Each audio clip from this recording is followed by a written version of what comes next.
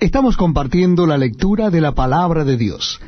Lo estamos haciendo en el Nuevo Testamento de la Biblia. En esta oportunidad será el capítulo 2 de la carta del apóstol San Pablo a Tito. Capítulo 2 de la carta del apóstol San Pablo a Tito. Leemos así en la Palabra de Dios. Pero tú habla lo que está de acuerdo con la sana doctrina.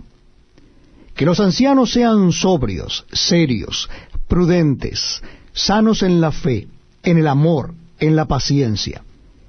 Las ancianas asimismo sean reverentes en su porte, no calumniadoras, no esclavas del vino, maestras del bien, que enseñen a las mujeres jóvenes a amar a sus maridos y a sus hijos, a ser prudentes, castas, cuidadosas de su casa, buenas, sujetas a sus maridos, para que la palabra de Dios no sea blasfemada. Exhorta asimismo a los jóvenes a que sean prudentes, presentándote tú en todo como ejemplo de buenas obras, en la enseñanza mostrando integridad, seriedad, palabra sana e irreprochable, de modo que el adversario se avergüence, y no tenga nada malo que decir de vosotros. Exhorta a los siervos a que se sujeten a sus amos, que agraden en todo, que no sean respondones, no defraudando, sino mostrándose fieles en todo, para que en todo adornen la doctrina de Dios nuestro Salvador. Porque la gracia de Dios se ha manifestado para salvación a todos los hombres, enseñándonos que, renunciando a la impiedad y a los deseos mundanos, vivamos en este siglo sobria, justa y piadosamente, aguardando la esperanza bienaventurada y la manifestación gloriosa de nuestro gran Dios y Salvador Jesucristo, quien se dio a sí mismo por nosotros para redimirnos de toda iniquidad y purificar para sí un pueblo propio celoso de buenas obras. Esto habla y exhorta y reprende con toda autoridad. Nadie te menosprecie. Hemos leído de Tito 2 desde el 1 hasta el 15. La semana pasada hemos visto 10 capítulos de este y hoy vamos a ver el final desde el 11 hasta el 15. Enséñales a vivir. Antes de comenzar el estudio, le pedí a nuestro hermano y pastor Gustavo, nuestro amigo, que pueda orar para ingresar a este estudio bíblico de la fecha. Muy bien, amados hermanos, oremos, Señor. Padre Santo, damos gracias en el nombre bendito de Jesucristo por el privilegio, Señor, que tenemos de estar reunidos en tu nombre en esta noche para estudiar tu bendita palabra. Bendición traerá la enseñanza y que esa enseñanza, Señor, a través de tu Santo Espíritu, Señor, haga cabida en nosotros, Señor, y sobre todo nos permitas poner en práctica todo aquello que aprendamos hoy y siempre. Amén. Amén. Ahora, estudios bíblicos con el pastor Daniel Batista. Una vez más, bienvenidos, buenas noches. Enséñales a vivir. Estamos viendo la parte 2, desde el versículo 11 al 15 de Tito, capítulo 2. Una vez que terminemos el capítulo, ingresamos al capítulo 3. Veamos y leamos nuevamente el verso 11 hasta el 13 de Timoteo 2. Porque la gracia de Dios se ha manifestado para salvación a todos los hombres, enseñándonos que, renunciando a la impiedad y a los deseos mundanos, vivamos en este siglo sobria, justa y piadosamente, aguardando la esperanza bienaventurada y la manifestación gloriosa de nuestro gran Dios y Salvador Jesucristo. En el comienzo de este versículo vemos la palabra gracia, del griego es charis, y no es exclusivamente paulino. Su mejor significado es favor inmerecido o traer salvación. La gracia de Dios no refiere con el amor y el favor inmerecido de Dios. A través de su gracia, donde el pecado perdonado y recibir eventualmente vida eterna, dejando atrás nuestra vida vieja y pecaminosa, En el versículo 2 y 8 de Efesios nos dice, porque por gracia sois salvos por medio de la fe, y esto no es de vosotros, pues es don de Dios. Pero a cada uno de nosotros fue dada la gracia conforme a la medida del don de Cristo. También nos dice Efesios 4, versículo 7. Ningún rango, clase o tipo de humanidad está fuera de la influencia salvadora de la gracia de Dios, dice en su comentario Witter. Hay una belleza y una energía en la palabra epifaionos, ha brillado. Es decir, que rara vez se nota, aparece ser una metáfora tomada del sol, así nos dice Clark en su comentario. Así como al salir por el este y brillar, ilumina sucesivamente al mundo entero, así el Señor Jesús, a quien llama el sol de justicia, Malaquías 4:2, mas vosotros los que teméis mi nombre, nacerá el sol de justicia y en sus alas traerá salvación, y saldréis como becerro de la manada, surge sobre toda la raza humana con santidad en sus alas, dice Clark en su comentario. Este es uno de los pasajes del Nuevo Testamento que nos presenta con mayor claridad el poder moral de la encarnación. Hace hincapié supremamente en el milagro del cambio moral que Jesucristo puede realizar en los que ponen su confianza en Él. Este milagro se presenta aquí repetidamente de la manera más interesante y significativa, dice Berkeley en su comentario. Isaías exhorta una vez a su pueblo: dejad de hacer lo malo, aprended a hacer el bien. Isaías 1:16. Primeramente está el lado negativo de la bondad, el abandonar lo que es malo y la libertad de todo lo que es bajo, y en el segundo lugar el lado positivo, la adquisición de la virtud luminosa que caracteriza la vida cristiana. Primero está la renuncia a toda impiedad y a los deseos mundanos. ¿Qué quería decir el apóstol Pablo con esto de los deseos mundanales? Crisóstomo, uno de los padres de la Iglesia, decía que las cosas mundanales son lo que no podemos llevarnos al cielo, sino que se distinguen con todo lo del mundo presente. Uno es muy miope si pone todo su corazón y aplica todo su esfuerzo a cosas que deben dejar atrás cuando salga de ese mundo. Pero una interpretación aún más sencilla de los deseos mundanales, que son las dos cosas que no podemos mostrarles a Dios. Solo Cristo puede hacer que no solo nuestra vida exterior, sino también lo más íntimo de nuestro corazón lleguen a ser aptos para que Dios lo vea con agrado, dice Berkeley en su comentario. Ese era el lado negativo del poder moral de la encarnación.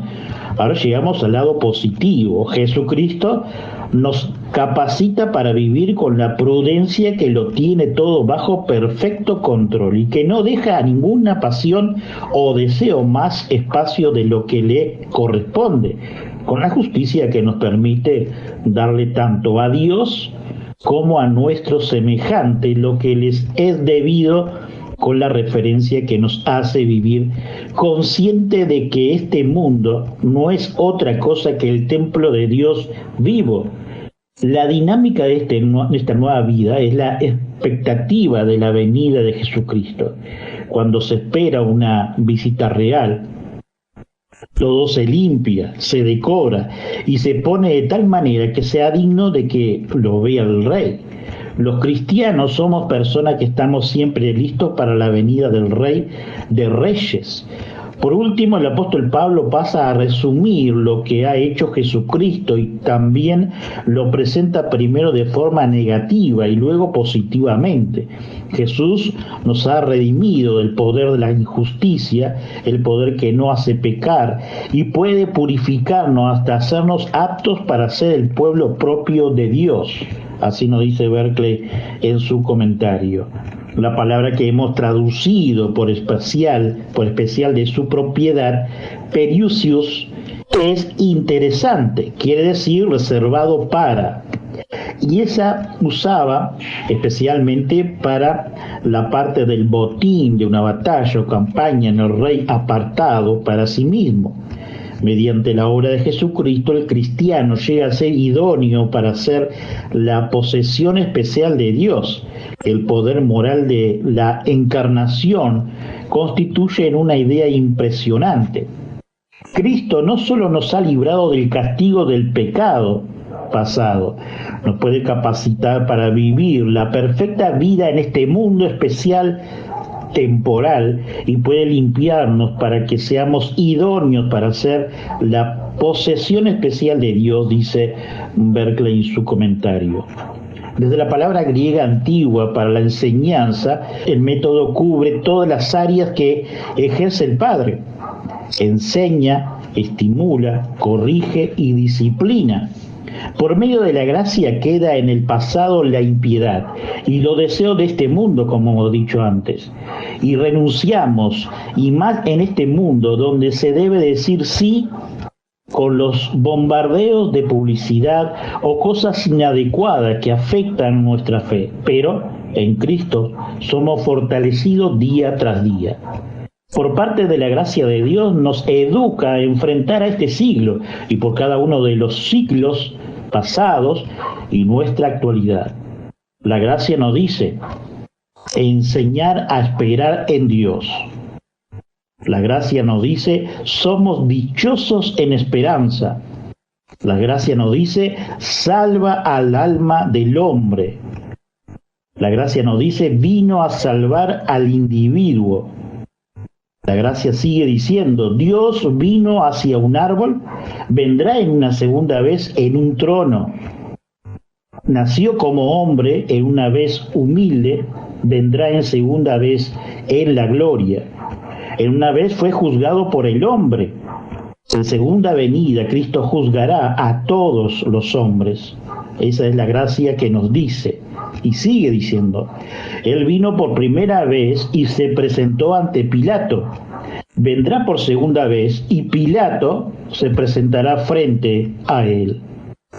Verso 14 de Tito, quien se dio a sí mismo por nosotros para redimirnos de toda iniquidad y purificar para sí un pueblo propio, celoso de buenas obras, dice Tito capítulo 2, verso 14. La gracia nos enseña y declara que la gracia también opera en la vida de los salvos, fundamentada en la naturaleza de Dios. La gracia hace que las demás éticas de los cristianos sean coherentes con su naturaleza.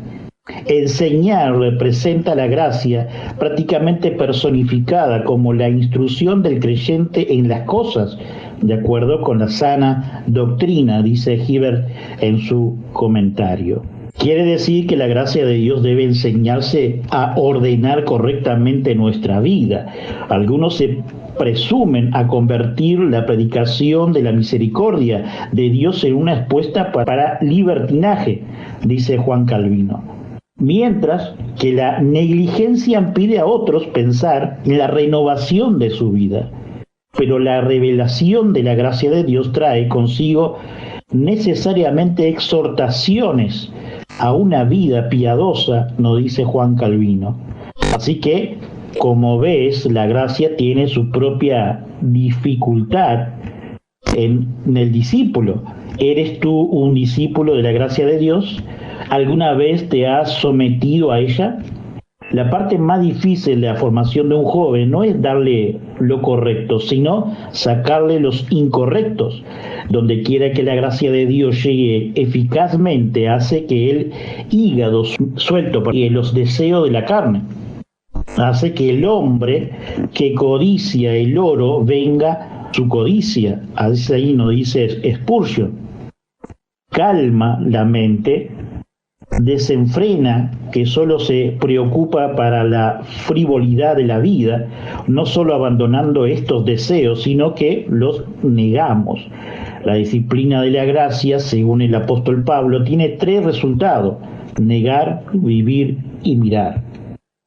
La disciplina de la gracia, según el apóstol Pablo, tiene 3 resultados: negar, vivir y mirar. ¿Ves las 3 palabras ante ti?, dice Spurgeon. Esto indica la renuncia al diablo, a la venida de este mundo y a todos los deseos pecaminosos de la carne en su vanidad completa, dice Witter. La gracia de Dios, la gentil maestra de escuela, nos enseña a vivir sublime en nuestra vida personal, con rectitud en nuestra relación con los demás, con piedad en nuestra actitud hacia Dios, dice Mayer en su comentario. El apóstol Pablo le presenta suscitadamente a Timoteo la triple tarea de predicar como predicador, maestro y pastor. Es una tarea de proclamación. Hay un mensaje que hay que proclamar. Hay alguna cosa que no se puede decir, dice Berkeley. Hay veces cuando se ha de decir, así dice el Señor. La tarea incluye animar. Un predicador que se limita a influir a su audiencia un frío desaliento, habría fracasos de su tarea. Hay que declarar a las personas su pecado, no para que vean que su caso es desesperado, sino para conducirlos a la gracia, que es mayor que todo su pecado. Hay cosas que hay que reprender, hay que hacerle ver al pecado su pecado. Hay que guiar la mente del equivocado para que se dé cuenta de su error. Despertar como sea el corazón del descuidado, del dormido. El mensaje cristiano no es ningún opio para hacer dormir a la gente, sino más bien con luz de despertar a la persona y les hace ver cómo son de veras y cómo es Dios, dice Berkeley en su comentario. Veamos el verso 15 de Tito capítulo 2. Esto hablo, dice Pablo, y exhorta y reprende con toda autoridad. Nadie te menosprecie, dice el apóstol Pablo, que enmarca que Tito y todos los mensajeros de Dios tienen la orden de exhortar y reprender, y con toda autoridad, ya que son mensajes del Rey, embajadores de la palabra de verdad, de vida, y que hace retroceder la muerte y el infierno eterno por medio de Cristo. Como esta carta iba a ser leída en las iglesias, la observación aparentemente estaba dirigida tanto a los cretenses como al propio Tito, dice Heber en su comentario, llegando ya al final de el capítulo 2. Ahora entramos al capítulo 3, desde el 1 hasta el 8. Hemos denominado este capítulo Recuerda esto, parte 1. Dedicamos este tiempo especial a leer la palabra de Dios. Les invito a que nos acompañen en la lectura de la Biblia. Lo estamos haciendo en el Nuevo Testamento. Nuestra lectura está en el capítulo 3 de la carta del apóstol San Pablo a Tito. Capítulo 3 de la carta del apóstol San Pablo a Tito. Dice así la palabra de Dios. Recuérdales que se sujeten a los gobernantes y autoridades, que obedezcan, que estén dispuestos a toda buena obra, que a nadie difamen, que no sean pendencieros, sino amables, mostrando toda mansedumbre para con todos los hombres. Porque nosotros también éramos en otro tiempo insensatos, rebeldes, extraviados, esclavos de concupiscencias y deleites diversos, viviendo en malicia y envidia, aborrecibles y aborreciéndonos unos a otros. Pero cuando se manifestó la bondad de Dios nuestro Salvador y su amor para con los hombres, nos salvó, no por obras de justicia que nosotros hubiéramos hecho, sino por su misericordia, por el lavamiento de la regeneración y por la renovación en el Espíritu Santo, el cual derramó en nosotros abundantemente por Jesucristo nuestro Salvador, para que justificados por su gracia, viniésemos a ser herederos conforme a la esperanza de la vida eterna. Veamos los versículos 1 y 2 de Tito 3. Recuérdales que se sujeten a los gobernantes y autoridades, que obedezcan y que estén dispuestos a toda buena obra, que a nadie difamen, que no sean pendencieros, sino amables, mostrando toda mansedumbre para con todos los hombres. Así escribe el apóstol Pablo a Tito. Desde la gramática del texto griego antiguo, recuérdales, está en tiempo presente. Esto quiere decir, o decirnos, continúa recordándoles. Como esa canilla, ¿no?, que siempre está goteando. Bueno, te está recordando que tenés que arreglarla. Es decir, cada día hazlo recordar de la sana doctrina de Cristo. Reitero, desde la gramática del texto griego antiguo, recuérdales, o sea, en el primer versículo que hemos leído de Tito 3, está en tiempo presente. Esto quiere decir, o decirnos, continúa recordándole, es decir, cada día hazlo, recordar de la sana doctrina de Cristo. Por eso a veces nos es retórico, ¿no? El pastor trae nuevamente el mensaje. Es para que sacudamos nuestro cuerpo y veamos que hay cosas que hay que arreglar o hay que escuchar siempre. Conociendo el carácter de los cretenses, y hemos visto en el texto anterior, la constancia y perseverancia en la reiteración de la Escritura. Uno de ellos, su propio profeta, dijo: los cretenses siempre mentirosos, malas bestias, glotones ociosos. Ahí hemos leído en Tito capítulo 1, verso 12.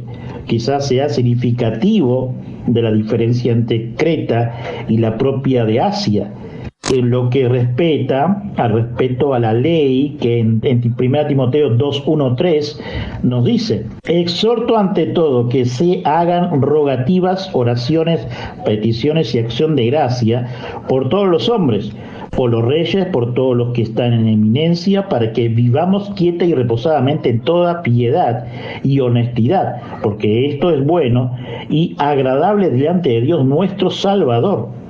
Se dan razón por la cual debemos orar por los gobernantes, mientras que aquí se ordena el deber más elemental de la obediencia, dice en su comentario Witter, referente a los versículos 1 y 2 de Tito 3.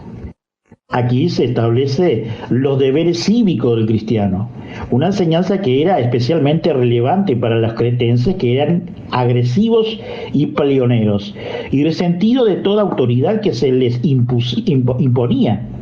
El histórico griego Polipios dijo de ellos que siempre se estaban involucrando en insurrecciones, asesinatos y guerras intensas. Este pasaje establece 6 cualidades del buen ciudadano. El buen ciudadano vive de acuerdo con la ley.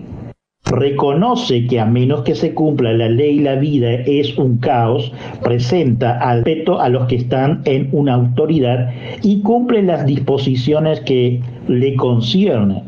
El cristianismo no enseña que uno tiene que dejar de ser un individuo, pero sí necesita que tenga presente que es también un miembro de la sociedad.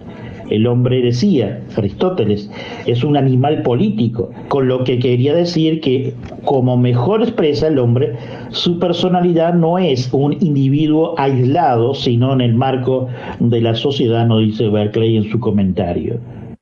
Otro de los puntos es: el buen ciudadano está dispuesto a prestar servicios, está dispuesto a aceptar cualquier trabajo con tal que sea bueno.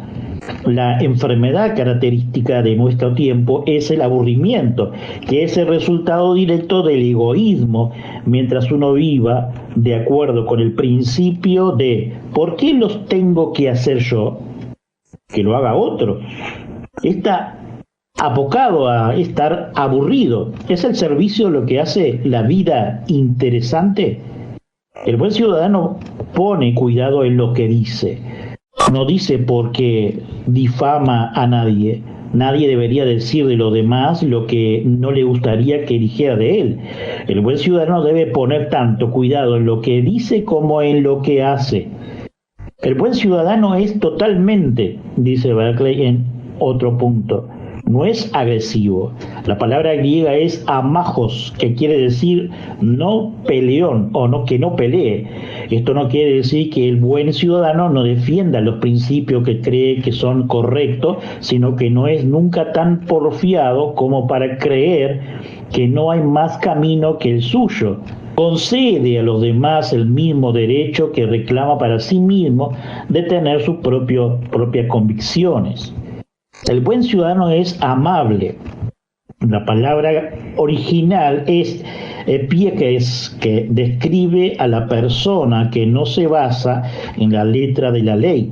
Aristóteles decía de esta cualidad que denota una consideración indulgente con la franqueza humana y la habilidad de considerar no solo la letra de la ley, sino también la mentalidad y la intención del legalismo. El que es epíques siempre está dispuesto a evitar la injusticia de la extrema justicia, de pasarse de justo, dice Eclesiastés 7:16. El buen ciudadano es también cortés. La palabra griega es prais, que describe a las personas que controla su genio, que sabe cuándo debe enfadarse y cuándo no, que soporta pacientemente las ofensas que se le hace, pero que está dispuesto a salir en ayuda en otras cuando son ofendidos. Así nos dice Berkeley. Cualidades como estas son solo posibles para la persona en cuyo corazón reina el Supremo Cristo, y el bienestar de cualquier comunidad depende de la aceptación por los cristianos que viven en ella del deber de mostrarle al mundo la nobleza de la ciudadanía cristiana, dice Berkeley. Era un pueblo rudo, salvaje y rebelde en Creta, y el cristiano viene a civilizar, a sobrio, a santificar y a salvar, dice Spurgeon. O cuál necesidad esta exhortación hasta el día de hoy. La mansedumbre son todos los ornamentos de nuestra fe. Quisiera que algunos profesaran cristianos entendiendo la continuidad impía no es conforme a la mente de Cristo, no es conforme a este mandamiento de gracia. Llevad mi yugo sobre vosotros y aprended de mí, porque soy manso y humilde de corazón, y junto a su alma encontrarán descanso, dice Spurgeon en referencia a un texto bíblico.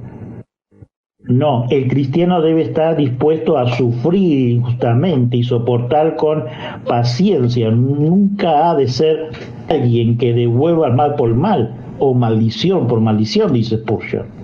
Veamos ahora los versículos 3 del capítulo 3 de Tito. Porque nosotros también éramos en otro tiempo insensatos, rebeldes, extraviados, esclavos de concupiscencia y deleites diversos, viviendo en malicia y envidia, aborrecibles y aborreciéndonos unos a otros. Los versículos leídos nuevamente nos da la razón del por qué debemos de ser los mensajeros reiterativos, ya que la propia naturaleza pecaminosa nos lleva a no tener comunión con la iglesia, con la hermandad que se sienta a nuestro lado, de leer sistemáticamente la Escritura, sí, la Biblia, de no tener momentos en la intención de orar por nosotros ni por los demás. El mundo y su influencia muchas de las veces inciden en nuestro pensamiento, poniéndonos en duda en muchísimas veces, pero si cada día cultivamos en Dios la gratitud, humildad, bondad, la fe, es como el fuego del Espíritu Santo. Es avivando cada día de nuestro vivir, mirando a Cristo en su venida y vida eterna, donde pagará todo dardo de maligno, así como dice Efesios 6, del 10 al 20, y lo leemos para referencia. Por lo demás, hermanos míos, fortaleceos en el Señor y en el poder de su fuerza, vestidos de toda la armadura de Dios para que podáis estar firmes contra las asechanzas del diablo, porque no debemos luchar contra sangre y carne, sino contra principados, contra potestades, contra los gobernantes de las tinieblas de este siglo, contra huestes espirituales de maldad en las regiones celestes. Por tanto, tomad toda la armadura de Dios. Por tanto, tomad toda la armadura de Dios, para que podáis resistir en el día malo, y habiendo acabado todo, dice el apóstol Pablo, estar firmes. Una vez más, estad pues firmes, ceñidos vuestros lomos con la verdad, y vestíos con toda coraza de justicia, y calzaos los pies con el apresto del evangelio de la paz. Sobre todo, tomad el escudo de la fe, con que podáis apagar todos los dardos de fuego del maligno, y tomad el yelmo de la salvación, y la espada del Espíritu, que es la palabra de Dios, orando en todo tiempo con toda oración y súplica en el Espíritu, y velando en ello con toda perseverancia y súplica por todos los santos, o sea, todos los hermanos, no solo de nuestra congregación, sino de todo el mundo, y súplica por todos los santos, y por mí, a fin de que al abrir mi boca me sea dada palabra para dar a conocer con denuedo el misterio del Evangelio, por el cual soy embajador en cadena, dice el apóstol Pablo, que con denuedo hable de él como debo de hablar. Hemos leído Efesios 6, 10 al 20, como referencia del versículo 3 de capítulo 3, Tito. Perseverando cada día como hacían la primera iglesia primitiva, allí en Hechos 2, 46, 47, y perseveraban unánimes cada día en el templo, y partiendo el pan en la casa comían junto con alegría y sencillez de corazón, alabando a Dios y teniendo a favor con todo el pueblo, y el Señor añadía cada día a la iglesia los que habían de ser salvos. Ahora veamos los textos finales.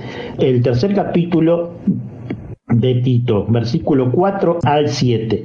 Pero cuando se manifieste la bondad de Dios nuestro Salvador y su amor para con los hombres, nos salvó no por obra de justicia que nosotros hubiéramos hecho, sino por su misericordia, por el lavamiento de la regeneración y por la renovación del Espíritu Santo, el cual derramó en nosotros abundantemente por Jesucristo nuestro Salvador, para que, justificado por su gracia, viniésemos a ser herederos conforme a la esperanza de la vida eterna. Por la bondad y el amor de Dios, nos rescató de este mundo desde antes que formase el universo, y nada es de la casualidad. Esto significa que nosotros, no por obras de justicia que nosotros hubiéramos hecho, ya que no tenemos la voluntad de venir al altar y recibir la salvación, ni menos orar por arrepentimiento de nuestros pecados y recibir la salvación de Cristo, e inclusive movernos a interesarnos, a bautizar o ir a congregarnos. Y esto no nos salva, sino por medio de la misericordia de Cristo. Nos planta en nuestro corazón el interés a su llamado y germina como la planta, como una semilla, Él ya propuesto el día. Lo hará, e inclusive en el año para que Él quiera. Dice Efesios 5:26, para santificarla, habiéndola purificado en el levantamiento del agua por la palabra. Podemos decir que los creyentes que están en proceso de ser bautizados, hay dos esencias, una que demuestra en su forma física hacia los ojos de la comunidad congregacional para dar testimonio, bautizándose, y todos agradecemos y damos gloria por un nuevo hermano en la fe. Segundo, en el texto de Efesios que hemos leído, nos habla también del levantamiento espiritual, la santificación, donde Él está limpio, comienza a dar frutos hacia lo físico. Y esto demuestra en su primer momento en la convivencia con los hermanos en coinonía, en la comunión, como nos dice 3 de Juan 2. Amado, yo deseo que tú seas prosperado en todas las cosas y que tengas salud, así como prospera tu alma. La dinámica de la vida cristiana es doble. Procede en primer lugar de la convicción del converso cristiano de no haber sido en el pasado en nada mejor que sus prójimos paganos, dice Berkeley. La bondad cristiana no le hace a uno orgulloso, sino agradecido. No mira a los demás con desprecio, dice Whitefield, al ver a un criminal que llevaba la horca. Ese, si no fuera por la gracia de Dios, sería yo, así dice Whitefield. procede de la convicción de lo que Dios ha hecho por la humanidad en Jesucristo. Tal vez no haya otro pasaje en el Nuevo Testamento que presente una mera tan resumida y sin embargo tan completa como la obra de Cristo por los hombres. Aquí 7 hechos sobrenaturales acerca de esta obra, que veremos solamente algunos. Jesús nos puso en una nueva relación con Cristo, dice Berkeley. Hasta él vino, se creía que Dios era rey del que todo también era el rey antes, quien todo el mundo se arrodillaba con terror, el potentado al que solo se podía considerar como miedo. Jesús vino a decirle a los hombres que Dios es el Padre, que tiene el corazón abierto y los brazos extendidos de amor. Vino a hablarle no de la justicia que los perseguía por siempre jamás, sino del amor que no los abandonaría nunca. Así nos dice Berkeley. Punto 2. El amor y la gracia de Dios son dones que nadie podría ganarse nunca, solo se puede aceptar con perfecta confianza y con una nación de amor. Dios los ofrece su amor a los hombres solamente por la incalculable bondad de su corazón, y el cristiano no piensa nunca en lo que ha ganado, sino en lo que Dios le ha dado. La clave de la vida cristiana, dice Berkeley, debe ser siempre una gratitud admirable y humilde, nunca un orgulloso autosuficiente. Todo el proceso se debe de 2 grandes cualidades de Dios. Es debido a su bondad. La palabra original es gestotes, que quiere decir benignidad, quiere decir ese espíritu que por pura bondad está siempre dispuesto a dar todo lo que sea necesario. Gestotes es la amabilidad que toda la abarca y abraza, y ese manifiesto no solo en un sentimiento cálido, sino también en una actitud siempre generosa. Es debido al amor de Dios a los hombres. La palabra original es filantropía, que se define como el amor al ser humano en cuanto a los griegos apreciaban mucho esta hermosa palabra, la usaban referidamente a la amabilidad de los hombres buenos hacia sus semejantes, a la generosidad de un rey bueno hacia sus súbditos, a la actividad, compasión de un hombre caracterizada hacia lo que estaba en cualquier angustia, y especialmente la compasión que movía a un hombre redimido a un semejante que había caído cautivo. Detrás de todo esto no hay méritos algunos a la parte del hombre, dice Berkeley, sino solo a la benignidad, amabilidad y al amor universal del corazón de Dios. Punto 3. El amor y la gracia de Dios se transmite a la humanidad por medio de la Iglesia. Nos llega a través del sacramento del bautismo. Esto no es decir que no pueden venir de otra manera, porque Dios no se encuentra limitado por sus sacramentos, pero la puerta del amor y la gracia siempre está abierta en su Iglesia. Cuando pensamos en el bautismo de los primeros días de la Iglesia, debemos recordar que los que eran bautizados eran hombres y mujeres, hechos y derechos que llegaban directamente del paganismo. Dejaban deliberadamente una forma de vida para asumir a otra.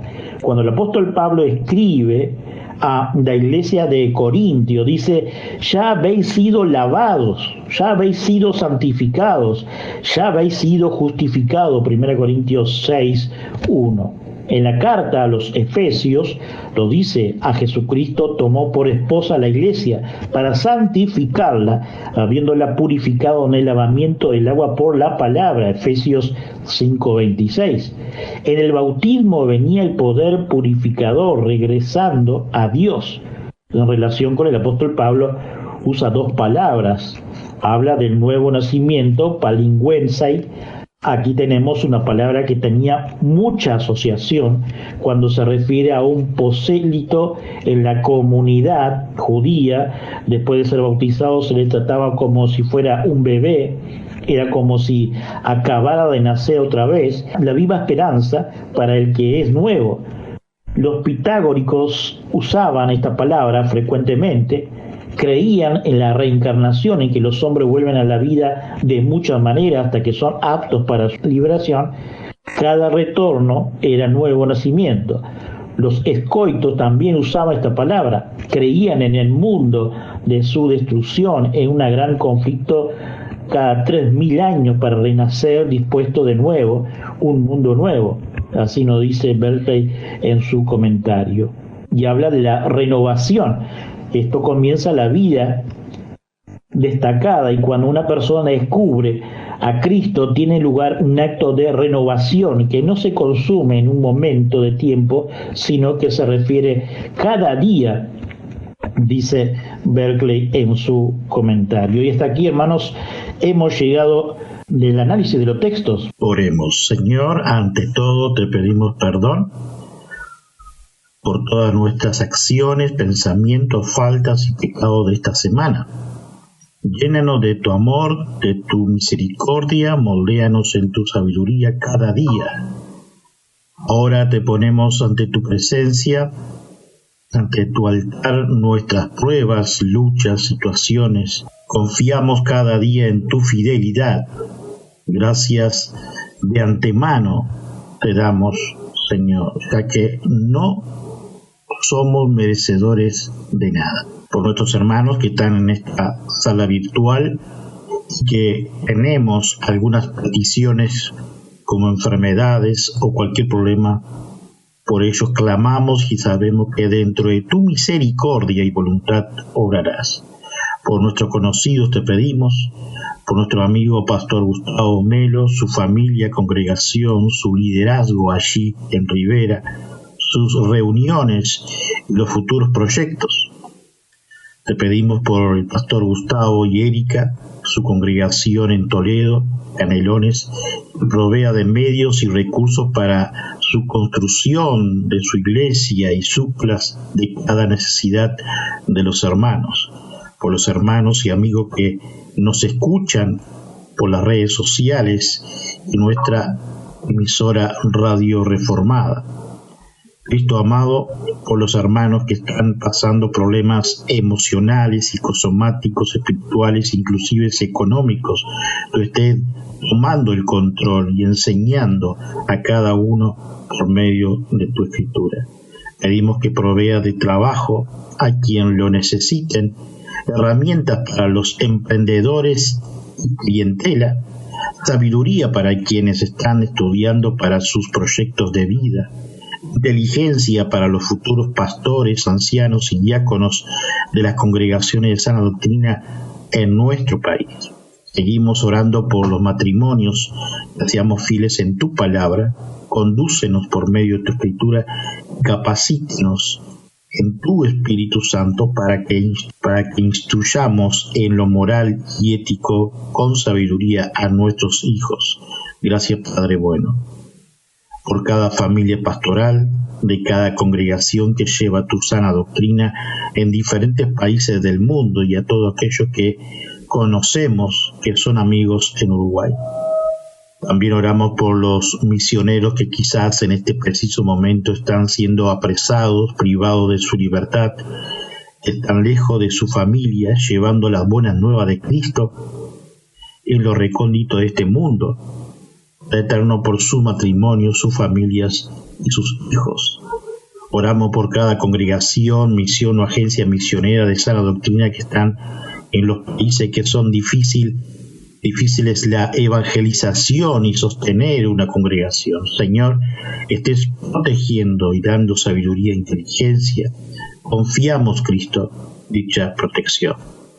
Te ponemos en tu presencia, Señor, a los gobiernos de cada país del mundo, presidente, vicepresidente, parlamentos, senadores, diputados, ministros y entes autónomos. Padre, te pedimos sabiduría por cada uno de los nombrados. Si hay hermanos entre ellos y tienen la oportunidad de presentar tus buenas nuevas del Evangelio, hazlo, Señor, dentro de tu misericordia. Gracias, Padre amado. Cristo Jesús, te ponemos ante tu presencia a cada país que están enfrentando alguna pandemia, por los médicos, enfermeros y también por el sistema socioeconómico de cada país. También por los diferentes emigrantes de lugares de la tierra, tú estés obrando y supliendo las necesidades a las congregaciones que auxilian a las familias emigrantes. Padre, te pedimos por los habitantes y los cristianos que hay guerras y los países circundantes, resguárdalos con tu gracia. Tu palabra habla y dice, nación contra nación. Ya nos advertiste, aunque clamamos por tu misericordia y beneplácito. Señor amado, gracias. Pedimos, Padre amado, por los países que están padeciendo sequías en todo su territorio, con problemas hídricos como lo hay en África y otros países que hace decenas de años que lo padecen. Si está dentro de tu voluntad, manda lluvia. Clamamos, Señor amado, que apacigüe las tormentas, huracanes, las actividades volcánicas, incendios, tsunamis y terremotos en diferentes países que lo sufren. Oramos por los países del mundo que padecen hambruna. Pedimos tu compasión, Padre bueno, que suplas a las congregaciones. Gracias, Señor. Esto pedimos por los países que sufren guerrillas, guerras o ideologías y donde persiguen a nuestros hermanos de la fe, y que está tu iglesia proclamando.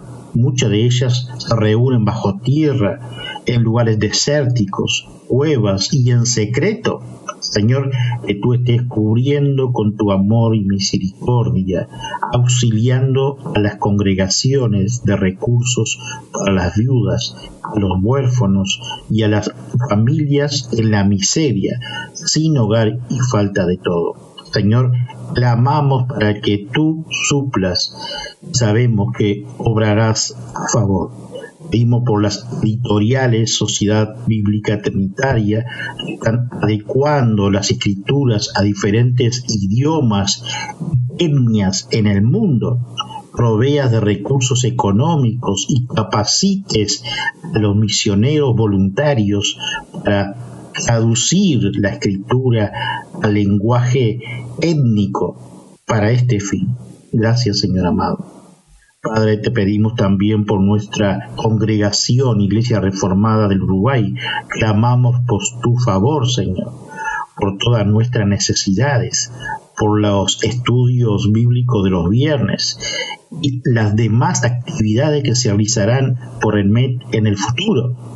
Provea de medios económicos y que obres dentro de tu voluntad, soberanía y misericordia para solventar en los recursos varios. Primero, arreglar nuestro lugar físico, cubriendo todos los gastos. Segundo, la evangelización en puntos estratégicos de Montevideo y hacer misiones en nuestro interior profundo en el futuro. Tercero, abre puertas, accionar con calidad tu palabra, todo dentro de tu gracia, voluntad y soberanía. Resguárdanos y danos sabiduría e inteligencia con mi esposa para llegar con tus buenas nuevas a tus escogidos. Bendice a los actuales y futuros miembros y todos aquellos que nos oyen por nuestra Radio Reformada Uruguay. Concluimos, Padre, agradeciéndote por todas aquellas pruebas y que por tu misericordia nos sostienes como viendo al invisible, así nos dice el apóstol Pablo. Te damos gracias por tu palabra dictada, donde podemos estudiar, meditar y conocer más de ti, por la vida, por el trabajo, por la salud física y espiritual, por nuestros matrimonios, nuestros hijos, nietos, sobrinos, por nuestros amigos. Gracias por la congregación que pertenecemos y bendigas a cada líder, hermanos y amigos. A ti sea toda la gloria y la honra. Gracias, Señor amado. Gracias. Amén. Una vez más hemos llegado al final de un nuevo programa. Visítanos en iglesiareformadauy.net.